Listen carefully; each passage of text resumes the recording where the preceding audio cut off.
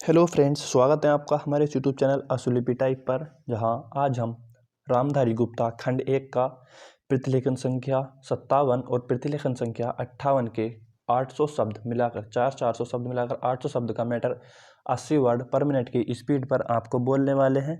तो आप तब तक आप रेडी रहिए। मैटर शुरू होगा 5 सेकंड बाद। 5, 4, 3, 2, 1 स्टार्ट। उपाध्यक्ष महोदय, मैं राष्ट्रपति महोदय के भाषण पर जो धन्यवाद प्रस्ताव है उसका समर्थन करने के लिए खड़ा हुआ हूँ। मुझे इस बात की खुशी है कि हमारी सरकार ने समाजवाद का केवल नारा ही नहीं लगाया है, बल्कि समाजवाद को मूर्त रूप देने के लिए कदम भी उठाने प्रारंभ कर दिए हैं। सबसे बड़ी बात तो यह है कि गरीबी हटाओ, गरीबी मिटाओ यह केवल आंदोलन ही नहीं रहा, बल्कि इसको कार्य रूप में परिणत करना भी आरंभ कर दिया गया है। इसके लिए मैं अपने प्रधानमंत्री को जितना भी धन्यवाद दूं वह थोड़ा ही है। मुझे आपसे यह भी कहने का साहस हो रहा है कि सरकार ने इस समय हमारे पहाड़ी क्षेत्रों को पूर्ण राज्य का दर्जा दे दिया है।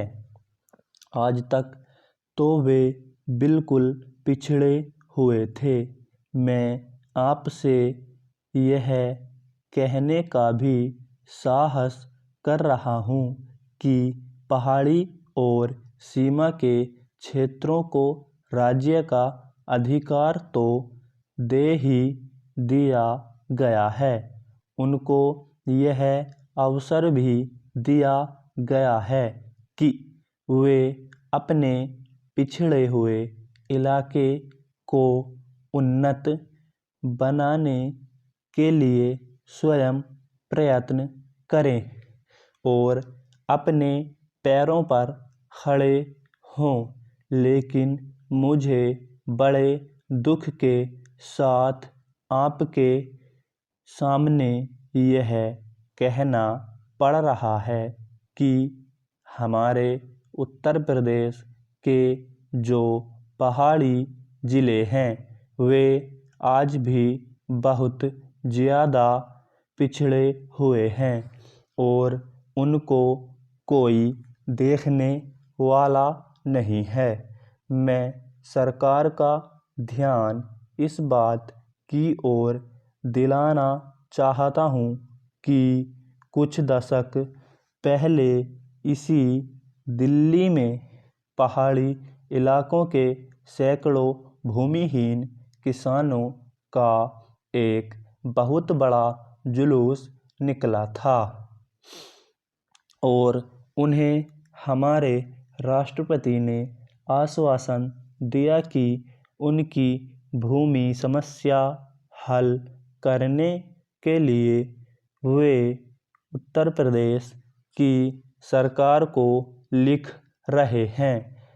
लेकिन आपको सुनकर आश्चर्य होगा कि कई वर्ष बीत गए हैं, किंतु एक चप्पा भूमि भी किसी भूमिहीन को आज तक नहीं दी गई है।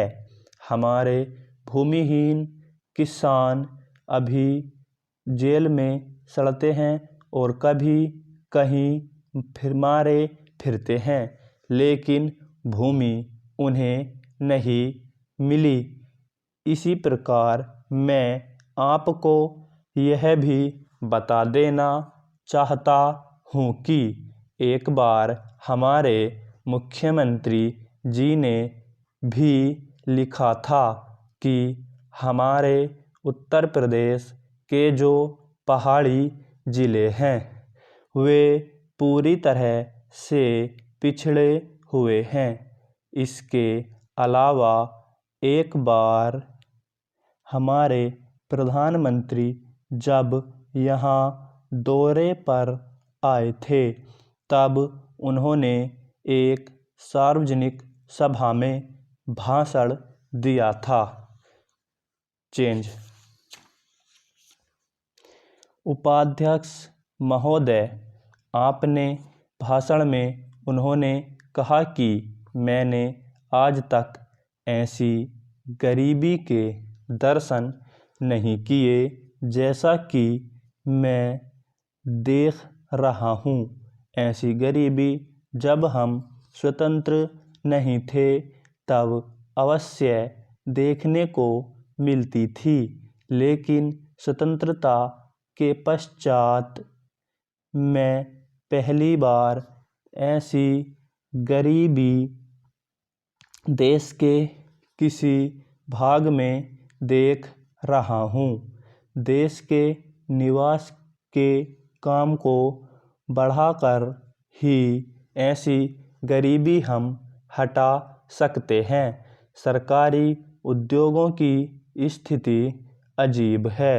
हर संभव कोशिश से और सद्भाव बनाकर सरकारी उद्योगों के कर्मचारियों को आप अच्छा वेतन देते हैं और उन्हें रहने का अच्छा स्थान देते हैं, फिर भी घाटा होता है और देश का नुकसान होता है।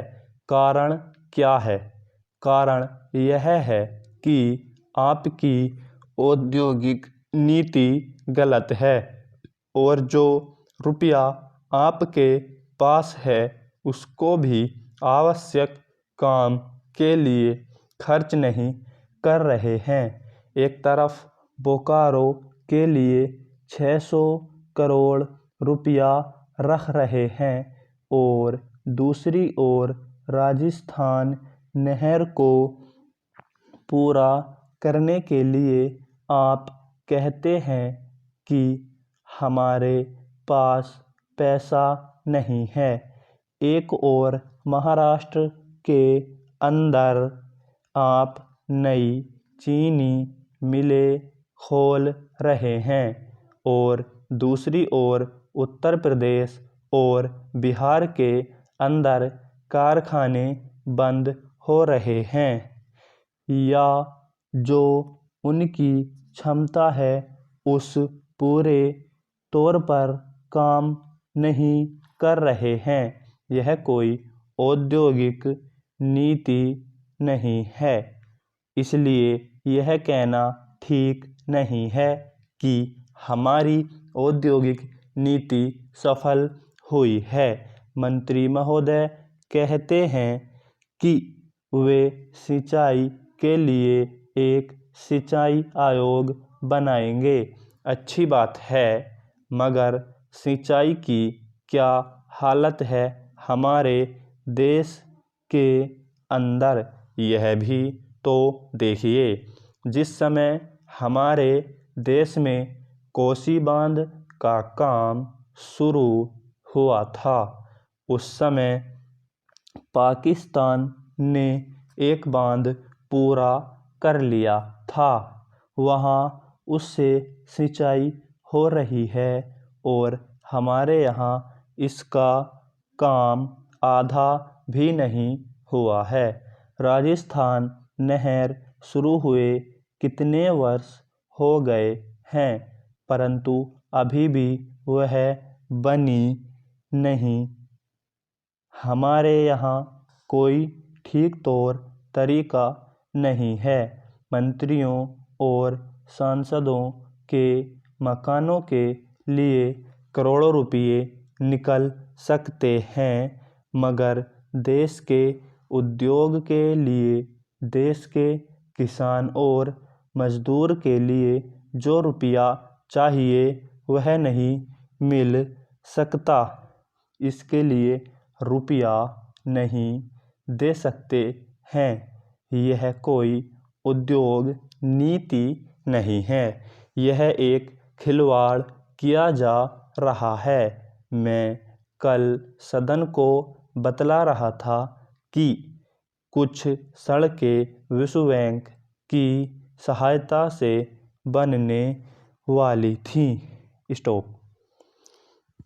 तो दोस्तों, आपको कैसी लगी डिक्टेशन, और ऐसी डिक्टेशन रोज पाने के लिए हमारे चैनल को सब्सक्राइब करें, जुड़ रहे हैं हमारे साथ। आपका मैटर लिखा गया या नहीं लिखा गया आप कमेंट कर बता सकते हैं, और आपको किसी वर्ड की आउटलाइन अगर चाहिए तो वो भी हमें कमेंट कर बता सकते हैं। ऐसी डिक्टेशन डेली पाने के लिए जुड़े रहें हमारे साथ आशुलिपि टाइप पर। Thank you.